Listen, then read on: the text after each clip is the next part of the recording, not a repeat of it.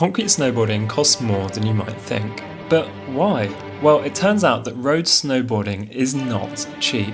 And today, we're going to find out why. By travelling around the world, burning through wheels, we'll find out the true cost of road snowboarding.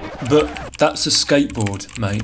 That is true, but it does have extra wheels to make it ride like a snowboard. And just like snowboarding, the sky is the limit, especially when it comes to costs. So let's start cheap and work our way up the street snowboarding price ladder to find out which board is right for you and whether you should get into this crazy road snowboarding sport.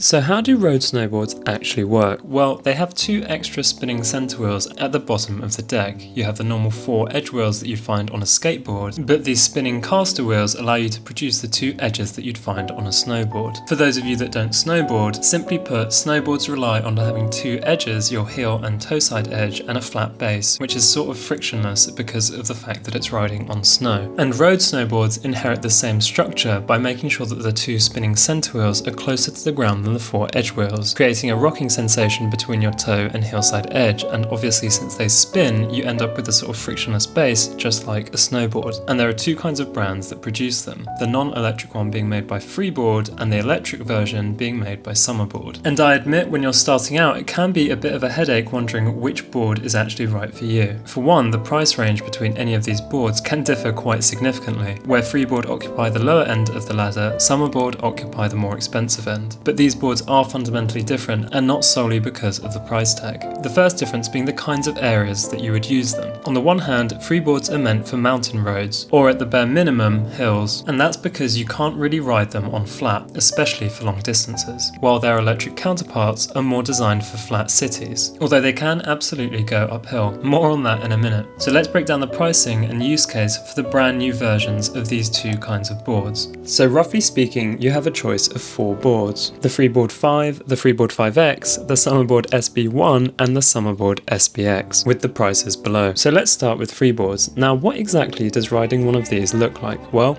let's check it out.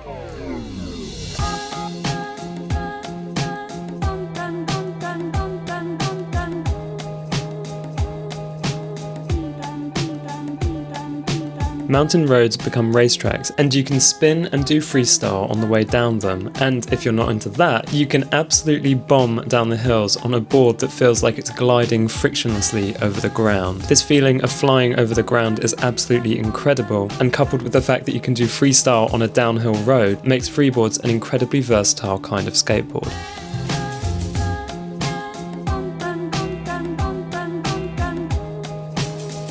And even more than this, they host events around the world open to all levels where you can ride the most incredible mountain roads. This is definitely the hidden heart of freeboarding, and one of the reasons why I suggest you absolutely support them if you can, and I've got a link in the description if you want to support the channel in the process of buying a new board. So between the Freebord 5 and the 5X, which board is right for you? Well, first of all, if you're going to buy the Freebord 5, I would also recommend picking up the Blues wheels or the height privilege wheels, whereas if you're buying the 5X, I would recommend the rounded height privileges. These wheels will have better stopping power, will be easier to control, and it will be much easier to learn to ride the board with them. And so with all of this in mind, they're definitely worth the extra money. When it comes to the differences between the Freebord 5 and the Freebord 5X, the Freebord 5 has fairly standard trucks, whereas the Freebord 5X has springs in between the 2 sections of the trucks, which allow for a deeper compression when you're transitioning edge to edge. The result of this difference in the trucks means that the Freebord 5 is better if you want to do a mix of freestyle and downhill riding, especially the kind of riding that's inspired by Japanese style snowboard buttering, which looks absolutely awesome in my opinion, whereas the 5X gives a riding sensation far closer to that of powder snow. So this obviously is up to your own preference. Next up are the Summerboards. Now Summerboard have just re-released the SB1, which is the base model of the 2 boards. To cut a long story short, it's about half as good for about half the price. In particular, it's got half the range of the SBX and can't be used to go uphill. I haven't tested this board myself, but I'm told it works just as well as the V2 22 SBX, other than the weaker battery and motor. I think this could be a decent option if your local area is really just flat, especially if you want to use it as a tool to improve your freeboard riding. The next step up would be the base model of the Summerboard SBX, and correspondingly the Pro Pack, which includes upgraded wheels, a faster charger, the hooks, some pads for the hooks, and some foam foot stoppers for the people that don't want to use the hooks. Now that is a lot of extras, but you are then paying slightly over 20% extra. Now, like I said in the video, is the Summerboard worth $1,600? My personal conclusion would be that I would probably pick up the Pro Pack if I had to choose between the base model SBX and the upgraded Pro Pack. The upgraded center wheels are absolutely great, and honestly the padding on the hooks is so good, and I can't believe that Freeboard haven't also come up with this as well, because it makes riding the board so much more comfortable. I've had a lot of fun with the SBX since I've had it, and I basically ride about 24 miles a day, which is almost 40 kilometers. Absolutely crazy. So now that you know about the street snowboarding price ladder, let me tell you why this sport is more expensive than you might initially think. Well, just like any skateboard, you'll need to buy grip tape and bearings, but in the case of Freeboard and Summerboards, they have 6 wheels, which straight away means that you use more bearings every time you have to replace them. Not only this, but given the fact that you're controlling your speed using the edge wheels, it's not surprising that both of these boards burn through wheels fairly quickly, especially if you're riding it across long distances. I think once you know how to ride and you're really making the most out of your board, it would not be unreasonable to get through 2 sets of wheels each season. And you know, if you're going to go to Tenerife, you're probably going to burn through a set of wheels on that single trip, which means with both Freeboards and Summerboards, you could expect to spend an extra $200 per year. So you know, if you want to buy a Freeboard 5 for freestyle, but you also want a Freeboard 5X because it feels like powder snow, and then you want to train using an SBX and you want to go on trips, you start to see why the sky really is the limit in terms of costs when it comes to concrete snowboarding. And I am definitely not saying that it's not worth these costs, but you should probably be aware of them if you're looking to pick up one of these boards. Nonetheless, they are so much fun. You can really make the most of these worldwide events with a Freeboard and go on some of the most crazy trips all around the world. While on the side of Summerboard, you can practice your switch riding on a snowboard and so much more on your daily commute to work. I mean, how cool is that? Now, for those of you that have stayed to the end, I have a little bit of a surprise, and that is what happens if you cross the Freeboard to Blues wheels with rubies. And maybe you can start planning some cool Freeboard designs around the result. As always, thank you very much for watching. If you'd like to support the channel, then definitely pick up a Freeboard over on the Freeboard store, or check out Summerboard over on their website to support both of these awesome companies and their vision to snowboard the streets. I hope you enjoyed the video,